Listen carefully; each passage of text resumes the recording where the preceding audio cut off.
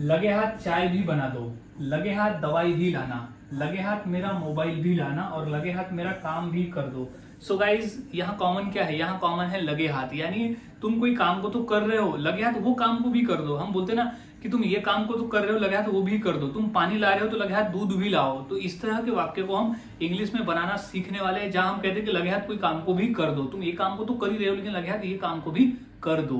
तो आज हम ऐसे ही वाक्य की इंग्लिश सीखने वाले हैं और इतनी आसानी से सिखाऊंगा कि इस तरह के वाक्य को आपके लिए इंग्लिश में बोलना आसान हो जाएगा।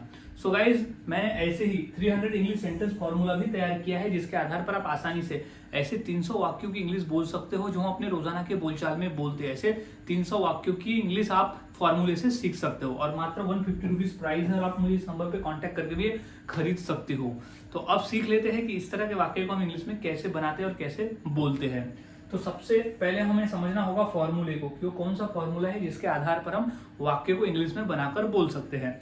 तो सबसे पहले हमारा आएगा V1 यानी क्रिया। अब यहाँ क्रिया यानी कौन सी क्रिया को लगे हाथ करो, वो आ जाएगा क्रिया में।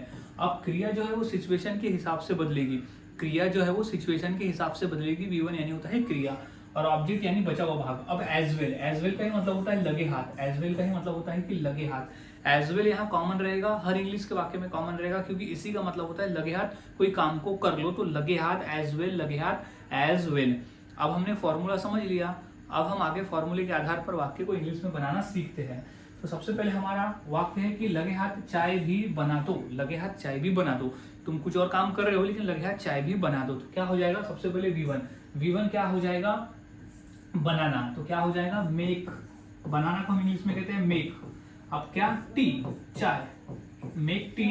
अब क्या, लगे हाथ, तो लगे हाथ का बोलते हैं हम एज वेल। तो मेक टी एज वेल यानी लगे हाथ चाय भी बना दो, तो मेक टी एज वेल। अब अगला वाक्य है लगे हाथ दवाई भी लाना, लगे हाथ दवाई भी लाना। तुम कुछ दूसरी चीजें ला रहे हो तो लगे हाथ दवाई भी ला लेना।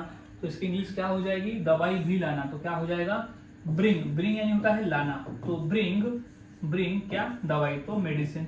ब्रिंग मेडिसिन यानी दवाई लाना, तो ब्रिंग मेडिसिन। लगे हाथ तो हो जाएगा एज वेल यानी लगे हाथ, तो एज वेल यानी दवाई भी लाना। तो लगे हाथ दवाई भी लाना, तो ब्रिंग मेडिसिन एज वेल। तो इस तरह से वाक्य बनते हैं। नेक्स्ट है कि लगे हाथ मेरा मोबाइल भी लाना, लगे हाथ मेरा मोबाइल भी लाना। और तुम अपना मोबाइल ला रहे हो तो लगे हाथ मेरा भी मोबाइल लाना।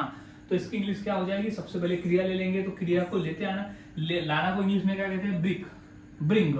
ब्रिंग या तो कैरी भी कह सकते हैं। तो ब्रिंग, ब्रिंग यानी लाना, ब्रिंग क्या, मेरा मोबाइल, तो ब्रिंग माय मोबाइल, मेरा मोबाइल लाना।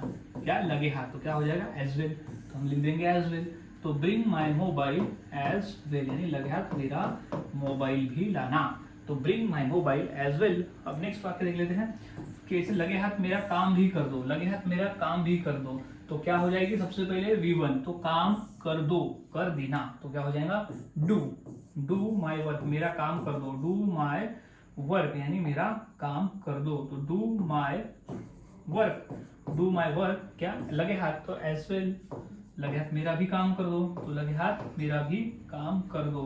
तो एज वेल, एज वेल यानी लगे हाथ मेरा काम भी कर दो, तो do my work as well.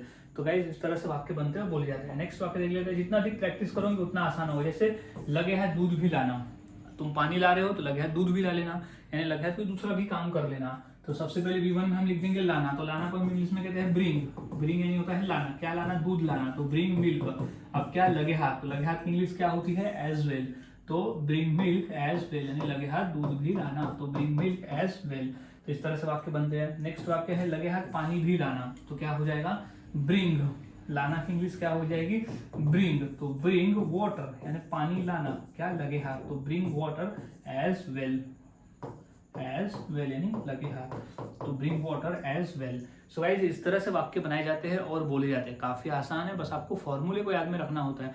अगर आप फॉर्मूले से वाक्य को सीखते हैं तो आपके लिए आसान हो जाएगा फॉर्मूले को बनाना और फिर उसे इंग्लिश में बोलना। तो मिलता हूं ऐसे ही और फॉर्मूले के साथ अगले वीडियो में, तब तक के लिए। और 2 वाक्य देता हूँ, ये 2 वाक्य की इंग्लिश क्या होगी मुझे कमेंट सेक्शन में जरूर बताएं। जैसे कि लगे हाथ बच्चों को स्कूल छोड़ जाना और लगे हाथ खाना भी बना देना। तो ये 2 वाक्य की इंग्लिश क्या होगी मुझे कमेंट सेक्शन में जरूर बताएं और वाक्य की प्रैक्टिस करते रहे। जितना अधिक आप प्रैक्टिस करोगे उतना आसान होगा और उतनी आसानी से आप इस तरह के वाक्य को बनाकर बोल सकते हो। सो मिलता हूं अब अगले फॉर्मूले के साथ।